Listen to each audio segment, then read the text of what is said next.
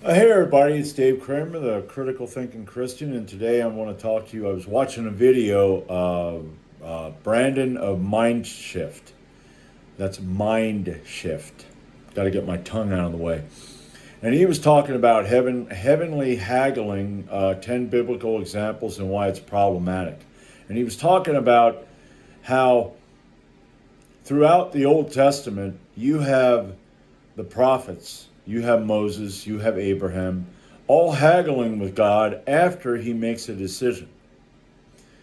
Uh, you also have a God who, in Genesis and in Exodus, does not seem to be an omniscient God. He does not have it's like he doesn't know everything that's going to happen. He's surprised by everything.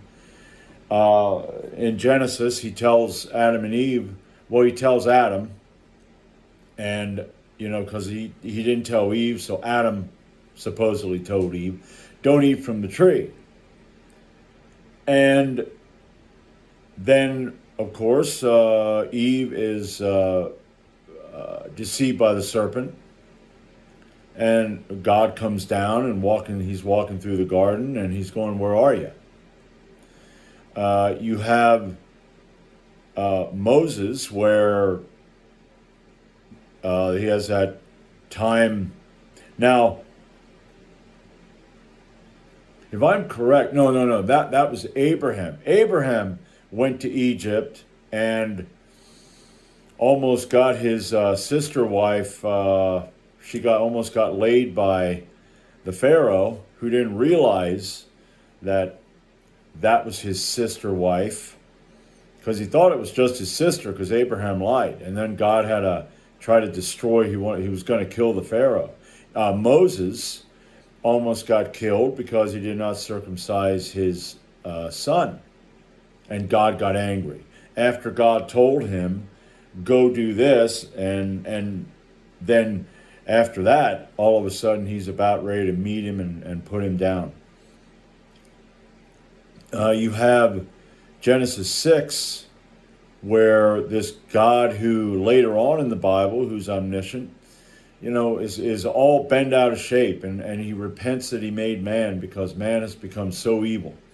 The Tower of Babel, after the flood, after he destroyed all the evil, okay?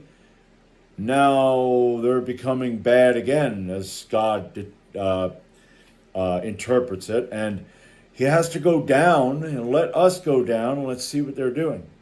With Abraham, he brings two angels with him so they can see whether what he's hearing about Sodom and Gomorrah is real. But then you have with Abraham haggles with God because God's going to destroy everybody. And then Abraham says, wait. What if there's 50 people? Because you don't want to kill the righteous with the wicked. And God's like, okay. And then it goes to 40. I don't know if it went 45, 40, but he went all the way down to 10. And God's like, okay, if there's 10 people.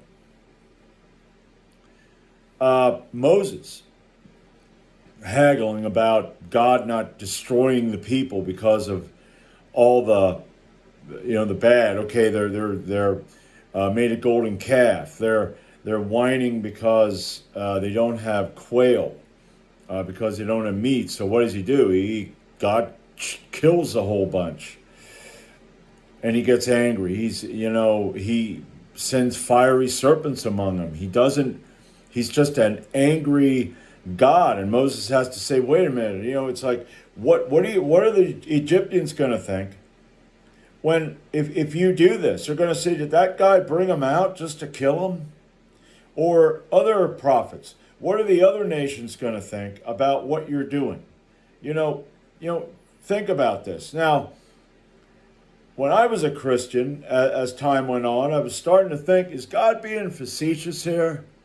Is he playing with these prophets, which to me is a very petty thing to do for this almighty God? But could he be, in those stories, could he be playing with these prophets and going, hey, let's see, I'm gonna do really bad things to these people. I'm gonna kill them all, and oh, no, no, no, no, wait a minute, God. It's like, okay, well, what do you have? Lay it on me there. It's like, okay, just like in the garden, hey, where are you? Yeah, I know where you are. I know what you did. Where are you? What are you, why are you dressed in fig leaves? I mean, really? But it doesn't seem like he is omniscient. And if he is playing games, the stories, the way they have the stories laid out and the way they present this God, doesn't seem to be a omniscient God who's all powerful. Because if you don't realize that your people are going to do that, I mean, if if I'm in a situation where dear knows how long I'm going without meat, believe me, I want meat. Okay, especially you think about back then when you were eating steak and eggs and stuff like that. It's like, man, I could eat steak and eggs. And this God's like, what are you talking about? I'm giving you this crap food, this manna. It's food of angels. But you have that with people nowadays. You have that with Christians. They're praying for things. One of the famous ones is pray for your lost keys. I remember when I was a Christian, I'd lose my keys and I'd go, oh, hey God, I need these keys and all that. Just think about that. Ugh. I mean, sure, you lose your keys and you got to leave for work right now. Well, maybe you should have been looking for your keys before that. And sometimes I'll do that now, absent-minded nonsense. But you pray for that. People praying for people to get saved, or somebody dies and you're like, I'm going to pray for them. How much haggling goes on where something happens and you hope you can petition this God to do what you want. Because after all, you read the Bible and you saw that's possible, okay? Because, my gosh, he was going to kill all those people, and then the prophet haggled and got a happy medium there with God. David, okay, he takes a census, and God gets pissed because David is putting his hope and trust in the power of his military and not the power of God. So he gives David three, it's like, here's A, B, and C. You're going to pick one. And David's like, okay, bring a plague and kill, I don't know how many, I think was it 10,000 people? Yeah, the God in the Old Testament, up to a point, because there is, I don't know where it is anymore. Is it in Isaiah where God says that I know everything, nothing's hid from me? And it's like, now who are you? Who is this God? Because it seems that there are different gods. And some say, yeah, there's El, there's Yahweh, you have Jehovah, then you have this other God. It's like, and then in the New Testament, all of a sudden you have three of them, when the God in the Old Testament says, I'm only one. But anyway, I agree with Brandon. It is a problem because it does not shed a good light on this God. And I don't trust someone like that. You've dealt with people that were wishy-washy and that you could change their mind. My mind was changed, sometimes because I hit a point where I can't go any further. If I could have got what I wanted, but I can't go any further, so okay, I got to give up. As a human, yeah, because we're finite. We have limitations. A God and a perfect, holy God at that. I am perfect and I am holy and I am righteous. Perfectly.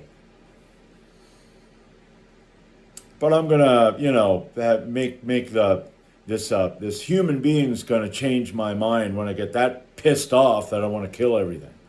That would be like if you had a child, two children, and you're so angry at this one child, and you're like, boy, I swear, I am gonna beat you to a pulp. And the other child comes up and goes, don't do that. Here, why don't we do this instead? Because if you do that, Dad, all the people here are going to go, well, what? Can he control his house? Does he have to go ahead and do that to his kid? What, is his kid more powerful than him? Huh? It'd be like, yeah, you ain't a man. And that's pretty much how it is with this God. I mean, right from the get-go, in the Old Testament, what did he do? He messed up. And then everything just kept falling. It's like the dominoes just kept falling. And everybody, you're bad and I'm going to have to hurt you. So yeah, it's,